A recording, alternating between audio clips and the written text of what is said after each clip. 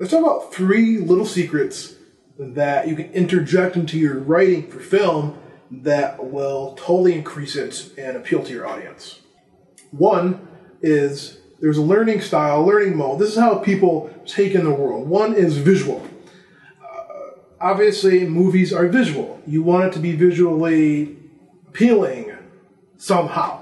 Now, some of the best movies out there are not visually awesome. They're not shot on red epics. They're don't even have good cinematography, but there's usually something visual that pulls you in.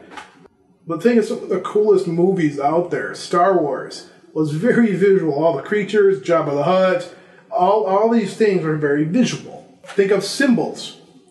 What is this symbol? You know what the movie is just by these visual cues, don't you? Visual is so obvious in film, nobody even has to tell you about it. But that's how people intake the work. You have to have something that is visually striking, even if the cinematography isn't great. It can be a bad-looking movie, but visually it has to pull you in through the storyline or something. It has to be a visual element to that. Everybody knows Transformers is not written well. Michael Bay is not a superb writer, but what he does well is make cool action sequences. He, explosions, helicopters, the Transformers, they look awesome, okay? Back to the Future, one of the classics of all time, it looked really awesome. It was really fun. And Back to the Future had all 3 modes, and that's one of the things that makes it a classic. Jurassic Park, The Matrix, right, when the bullets go flying by, that's very cool. The fight scenes were very cool. So have something striking, let it pull you in, have a wow factor to something visual. The second mode of learning that you can put into your filmmaking is auditory. If you have something visual, you watch a movie that you love, take out the sound, take out the music, take out the sound effects, and it really has very little impact on you.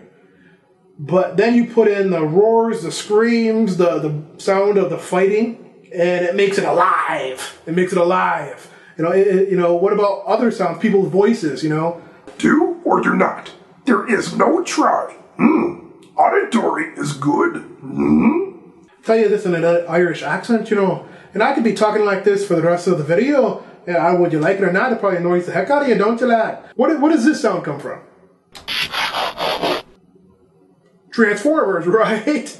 I remember growing up watching G.I. Joe.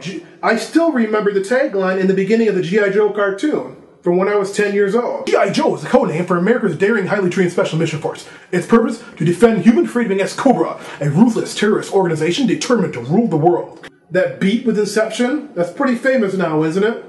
Back to the Future. Gigawatts! The doc, they had a lot of auditory cues in it. Even slogans or phrases like "Hasta la vista, baby."